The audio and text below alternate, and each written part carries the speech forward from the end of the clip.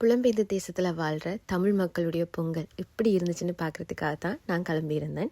இது ஃப்ரான்ஸில் பொங்கல் செலிப்ரேட் பண்ணியிருந்தாங்க ஒரு இடத்துல. ஸோ அதை பார்க்குறதுக்கு தான் போயிருந்தேன். உண்மையாக சொல்லணுமெண்டா அவ்வளோ தமிழ் மக்கள் ஒன்றா சேர்ந்து அந்த இடத்துல அவ்வளோ அழகாக அந்த நிகழ்வை பண்ணியிருந்தாங்க.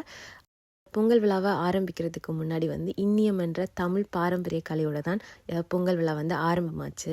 அது எப்படி இருந்துச்சுன்றதை நீங்கள் ஆடியோவோட கேளுங்க. அப்போ தான் அந்த கலையை உங்களாலையும் ரசிக்க முடியும்.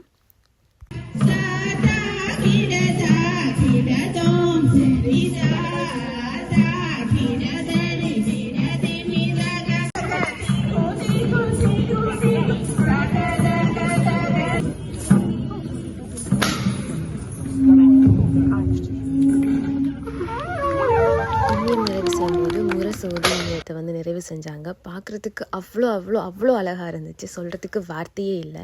தமிழ் கலைகள் என்றைக்குமே ஒரு அழகு தான். அதை தொடர்ந்து நிறைய ப்ரோக்ராம்ஸ் நடந்துச்சு. பேச்சு இருந்துச்சு, பாடல்கள் எல்லாம் பாடினாங்க. பார்க்குறதுக்கு உண்மையாகவே அவ்வளோ சந்தோஷமாக இருந்துச்சு. சின்ன சின்ன பசங்கள்லாம் அவ்வளோ அழகாக செஞ்சுருந்தாங்க. அப்படியே பொங்கல் பானையிலேருந்து பொங்கல் வழியாக பொங்கல் விழாவும் ரொம்ப சிறப்பாக அப்படி களை கட்டிச்சுது. இதை தொடர்ந்து பறை செஞ்சுருந்தாங்க. பார்க்குறதுக்கு அவ்வளோ சூப்பராக அழகாக இருந்துச்சு. நீங்களும் அதை பார்த்து ரசிங்க.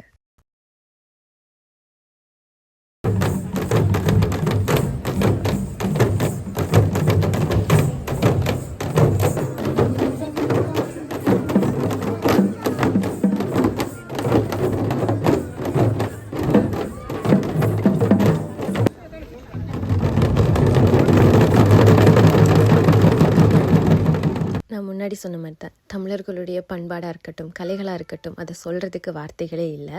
புலம்பெயர் தேசத்தில் வாழ்ந்தாலும் தமிழ் பிள்ளைகள் என்றதை நிரூபிச்சிருக்காங்க.